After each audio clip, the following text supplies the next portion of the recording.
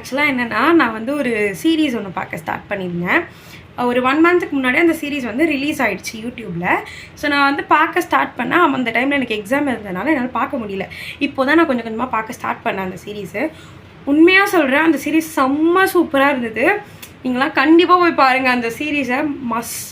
Must பார்க்கலாம். உண்மையாக செம்ம சூப்பராக இருந்தது. என்ன சீரீஸ் அப்படின்னு பார்த்தீங்கன்னா, must date the play boy.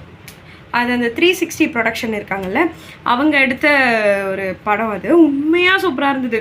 அந்த அடி பெண்ணே ஒரு முறை அந்த பாட்டு எடுத்தாங்களே, அவங்க எடுத்த படம் தான் அது. ஒரு இப்போ தான் ஃபைனல் எபிசோடெலாம் முடித்தேன் நான்.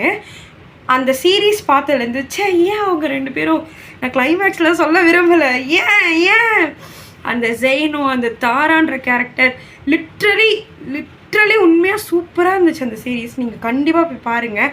நான் மஸ்ட்டு ரெக்கமெண்டுன்னு சொல்லுவேன் அந்த சீரீஸை.